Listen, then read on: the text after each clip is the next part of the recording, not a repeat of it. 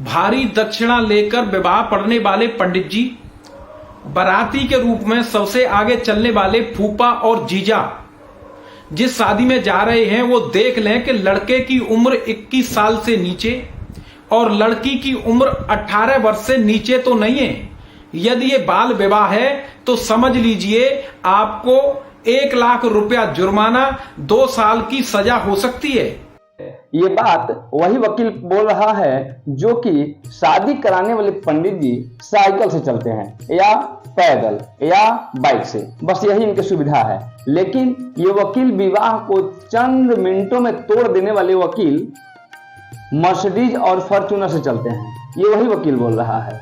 ये वकील कह रहा है कि भारी दक्षिणा लेकर विवाह कराने वाले, बेटा हम लोग 500 से 1000 रुपये लेकर के पूरे पंडित जी लोग पूरी रात जग करके विवाह कराते हैं, इसमें कोई संदेह नहीं है। लेकिन तुम विवाह तोड़ करके मर्सिडीज और फॉर्च्यूनर से चलते हो। विवाह इसलिए होता है कि 7 जन्म को छोड़िए, मैं एक ही जन्म की बात कर रहा हूं, पूरे जीवन में पति पत्नी बंधन में रह करके अपना जीवन व्यतीत करेंगे और तुम लोग चंद मिनटों में विवाह तोड़ करके उन लोगों को खंडित कर देते हो। आते हैं बाल विवाह पर। बाल विवाह का शास्त्रों में कितना बड़ा महत्व दिया गया है, इस भंगेड़ी वकील को क्या पता। एक किताब में लिख दिया गया कि बाल विवाह जो है कि पाप है, बाल विवाह करना उचित नहीं है, अनुचित है। लेकिन इन मूर्खों को क्या पता कि शास्त्र में बाल विवाह का कितना बड़ा महत्व है। आइए मैं बाल विवाह के बारे में बताता हूं, ध्यानपूर्वक सुने। गौरी कन्या ददन नागलोके वैकुंठे रोहिणी तथा कन्याम ददन मृत्युलोके रौरवंतु रजस्वलाम।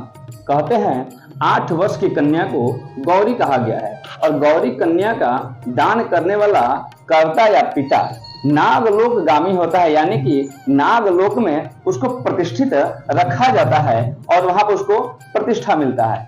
9 वर्षीय कन्या को रोहिणी कहा गया है। रोहिणी कन्या को विवाह करने से, कन्यादान करने से वैकुंठ में उस कर्ता को या उस पिता को प्रतिष्ठित वहां पर सम्मान मिलता है, उसको वहां प्रतिष्ठा मिलता है।